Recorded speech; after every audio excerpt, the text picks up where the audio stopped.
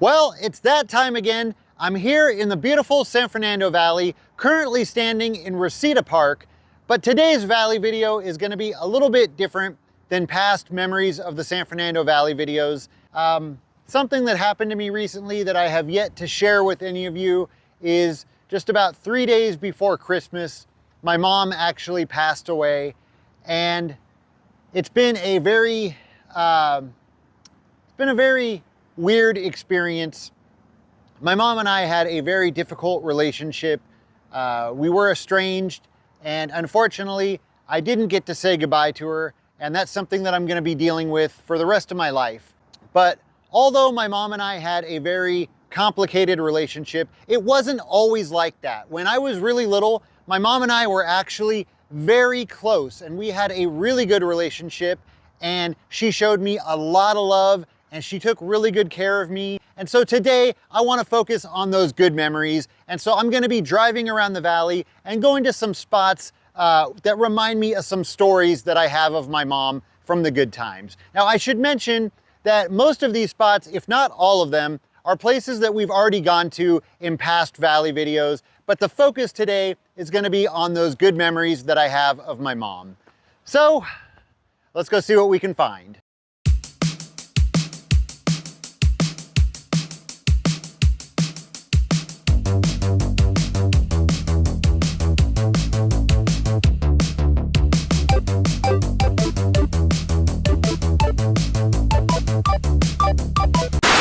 So I think if I'm going to talk about my time here in the San Fernando Valley with my mom, then I got to start where it all started, right here at West Hills Hospital. This is where I was born on September 12th, 1979. I weighed 11 pounds, 9 ounces, and my mom would remind me of that all the time. She would always talk about how I weighed 11 pounds and how I was the biggest baby ever born at West Hills Hospital. Now, I don't think that's an official thing. I think probably more what happened is one of the nurses probably commented to my mom, "Oh, he's such a big baby.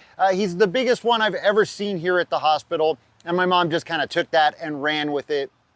I don't think the nurses went through all of the paperwork and, found that, oh, he is officially the biggest baby ever born here at West Hills Hospital. But my mom would love to tell that story. She would talk to me about it all the time. She would tell my friends. She would tell strangers. But so yeah, this is where my parents came in September of 1979, which is kind of weird because at the time they lived in North Hollywood, and it's like the two opposite ends of the valley, North Hollywood and West Hills. But yeah, I have to say thank you to my mom for giving birth to me. If it wasn't for her, I wouldn't be here. I wouldn't be making these videos. So if you're someone who enjoys my videos, if you like my channel, then I guess you also owe a little bit of a thank you to my mom, because if it wasn't for her, I wouldn't be here on this planet. I wouldn't have this great life that I have. So thank you, Mom. And then I think the next stop would have to be this house right here behind me. This is the house that my parents lived in when I was born, and I lived in this house till I was about 7 years old, and a lot of the good memories that I have regarding my mom took place right here in this house. So it's kind of hard to show you like where these memories happened because they were inside of this house. But in particular, I think about like the long summer days that I spent here with my mom while my dad was at work, and we had a doughboy pool right there in the front yard. When I was a kid, I thought it was like a full-size adult pool, but looking at pictures now, I see that it was like maybe 2 feet tall. It was a little tiny pool, but my mom would take me out to this pool every day in the summertime. We would spend hours at that pool. Also, right there in the driveway, my mom would come out. She would sit in a chair and read a book while I just rode my bike in circles in that driveway, again, probably for hours. A kind of a strange memory that I have that took place at this house. Whenever I hear the theme song for the TV show The Monkees, "Here we come, walking down the street," I get this extremely deep nostalgia, summertime nostalgia feeling. And when it first happened, I was really confused, but I didn't know like why I was getting this feeling when I would hear that song. And then all of a sudden I had the memory pop up in my head of just being here with my mom in the summertime in the morning, and that TV show being on the TV. whatever, while I was playing in the living room and the Monkees was on the TV. And so, yeah, now whenever I hear that song, I get this. It's like one of the deepest nostalgia feelings I've ever had. It's really strange. I'm sure not a lot of people get that feeling when they hear it. But also going back to summertime, being out there at the pool, waiting for the ice cream truck to come by, my mom taking me out to the ice cream truck to get some ice cream or to get Garbage Pail Kids. That was another thing. And speaking of Garbage Pail Kids, when they first came out, or not when they first came out, but when they were really big and they were sold out everywhere, you couldn't find them. One of the things that my mom would do for me is, again, on summer days, we would get in the car and we would maybe go run some errands. Sometimes she would take me to McDonald's, which was a really nice treat to go to McDonald's on like a weekday afternoon. But she would also take me Garbage Pail Kid hunting. And I specifically remember trying to hunt down these guys, Series 4 Garbage Pail Kids. These had just come out and everybody was buying them up, so you couldn't find them anywhere. So my mom drove me around to all the liquor stores in our neighborhood trying to find these. Look at that. Special GPK t-shirt offer. I wish this was still good.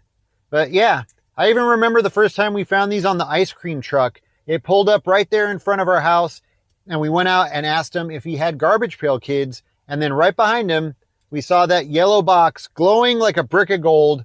And we were so excited. We bought a bunch of packs, and we stood right here in the driveway opening them up. And so again, I have to say thank you, Mom, for helping start what would become a Garbage Pail Kid addiction. So this is Saticoy Street Elementary School, the first elementary school that I ever went to. I actually had 2 elementary schools that I attended, but Saticoy Street was the first one that I went to from kindergarten until the first half of 2nd grade. And I remember when I first started kindergarten, I was very nervous about starting school, like a lot of kids probably are. But yeah, I remember being very nervous, and my mom ended up volunteering at the kindergarten here. I don't know if she did it solely for the purpose of making me feel more comfortable, but I know that it did, and it probably helped me to transition into going to school. Now, she didn't volunteer in my kindergarten class, but the classroom that she did volunteer at is actually right over here.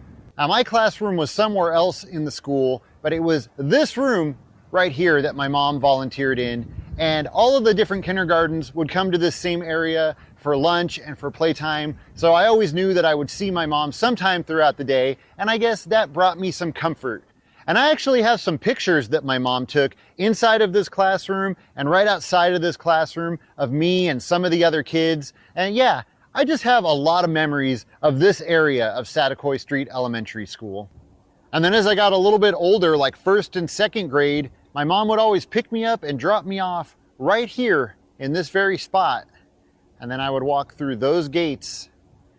And I could always count on my mom to be sitting in her car right here in this very spot every day when I got out of school. She was never late. Vanalden Avenue Elementary. This was my 2nd elementary school. This is where I attended school after we moved from North Hollywood to Reseda. I came here for the 2nd half of 2nd grade and then the rest of elementary school. Okay, so this is the yard at Vanalden Elementary. Actually, right over here is where my 3rd grade bungalows were. Now, these are not them. They've been replaced with some different bungalows. And the way that I can tell is the bungalows that I went to class in had stairs right there, and they also had windows facing the street where I'm standing right now. And every single day, my mom would drop me off. She would park right here in this spot. And then every single day without fail at 2:45, 15 minutes before class let out, my mom would pull up and she would park right here in this very spot. And I would be sitting in class. I had a desk right by a window, and I was able to look out and see her car pull up every day at 2:45 on the dot. I knew I could look out that window and see my mom's Dodge Dart Swinger pull up and park right here in this very spot. And I took comfort in that. I actually remember there was one time that my mom did not pull up at 2:45, and I started getting nervous. And then at 2:50, she was still not there, 2:55, and then 3 o'clock, and she never pulled up in this spot. And I was terrified by that point, and I went up to my teacher, Mr. Upshaw, and I told him, something's wrong. My mom has not shown up to pick me up. And he casually said, oh yeah, I forgot to tell you, your mom called the office. She's gonna be late. She's having car trouble. Thanks for that, Mr. Upshaw. Now, something else that I just remembered that happened in this area involving my mom. Every morning we would also get to school a little bit early, just like my mom would get here early to pick me up. She would also get here early to drop me off, probably about 15 or 20 minutes before the bell rang. And she would park the car right here, and we would just sit in the car and talk. And one morning we were sitting here, and I noticed some of my friends were right over here playing basketball. And I asked my mom, is it okay if I get out and go play with my friends? And she said, okay. And I went in here and I was playing with my friends, and some older kids, some sixth graders, they came over and they started messing with us, bullying us and taking the ball away and taunting us. And my mom was sitting right here in the car watching it. She got out of the car, and then she was standing right here on the sidewalk, pretty much right where I'm standing, and she was yelling at the kids through the fence, screaming at them to stop messing with us and to give us the ball back. And they did, and they went away, and she got back in the car. And it's a miracle that we didn't get the crap beat out of us every day for the rest of the school year. I remember standing here on the yard and feeling proud that that was my mom. Again, if I was a little bit older, I probably would have been so embarrassed I wouldn't have been able to come back to school. So when I was about 7 years old, my mom brought me here to this building on Topanga Canyon in Woodland Hills. You can see it's now an Amazon Fresh, but back then it was a Toys R Us, and I didn't know we were coming here. It was a surprise. And when we got here, I was obviously really excited that we were at Toys R Us, but I didn't know why we were here. And then my mom took me inside. She took me to the skateboard aisle and told me to pick one, because we had just moved into a new apartment building and all of the kids there had skateboards. And she saw how excited I was watching all of them skate and how I would go out there and try and ride their skateboards. And of course, as a little kid, I didn't realize what a nice thing that was that my mom was doing for me, wanting me to be able to fit in with all of the other kids and be able to skate. And she probably didn't realize that she was introducing me to a whole new lifestyle, and one that was gonna stick with me for the rest of my life. So thank you, Mom, for helping me get into skateboarding. So these apartment buildings here on Victory and Tampa, you can see them here behind me. This was the second place that I ever lived. This is where we moved after we moved from North Hollywood to Reseda.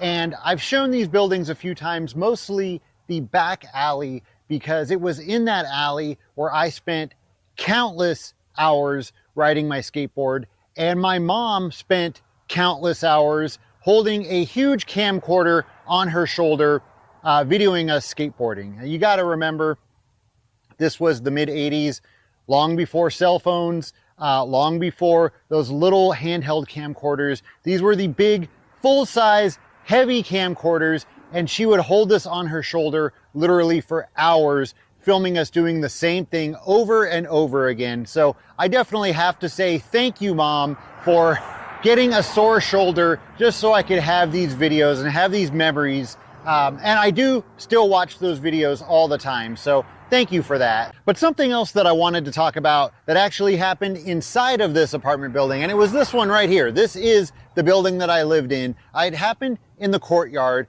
I wanted to take you inside and show you, but this is actually the only place that I've ever lived where I've never been able to get inside. The security here is like top notch. It wasn't like that when I lived here. You could just walk right in. But yeah, inside of this apartment building in the center, there is a swimming pool, and we lived just to the side of that swimming pool. And so one morning we were leaving for school. We were walking through the courtyard, coming out to the front of the apartment, and my mom was walking in front of me, holding my baby cousin Joseph, who I want to say was probably less than 6 months old. I was walking in front of her with my backpack and my lunch pail, and I said to my mom, I think you left the front door open. And she assured me that she didn't, but I didn't believe her. And so I started walking backwards, trying to look and see our apartment. And I can still remember this. Like, I remember exactly what I saw. I was walking backwards and I could see our apartment, And all of a sudden, next thing I knew, I was underwater. Like it was like that. I was underwater. Like I said, I had a backpack on, I had a lunch pail, I was wearing jeans, and on top of that, I didn't know how to swim. I learned to swim shortly after this, but I just remember all of a sudden being underwater and coming up and going back down, coming up for a split second and gasping for air, back down, over and over again. And every time I would come up, I would see my mom right there at the edge of the pool, leaning over, reaching out for me. So my mom was crouched down at the side of the pool. She had my baby cousin in her arms. And you know how they say that parents can get this like superhuman strength when their kids are in danger?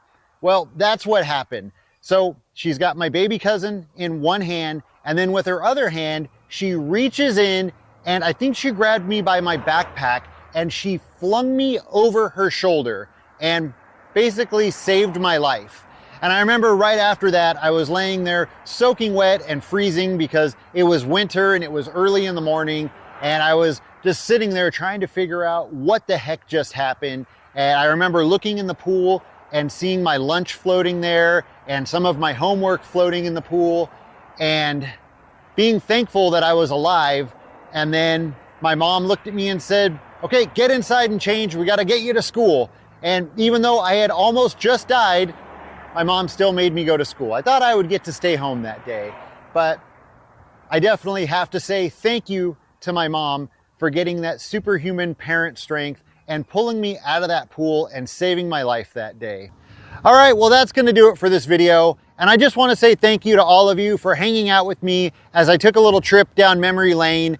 And once again, I wanna say thank you to my mom for those good memories, for the times that she took care of me and sang to me and had little nicknames for me. And she always threw me the best birthday parties. She always made sure that I had a really great birthday every year. And so I just wanna say thank you, Mom. I will always cherish those memories. And for all of you that enjoy the Memories of San Fernando Valley videos, don't worry, I'll be back probably next month with another Valley video that'll be more like the ones that you're used to. All right, as always, thank you so much for watching, and I'll see you next time.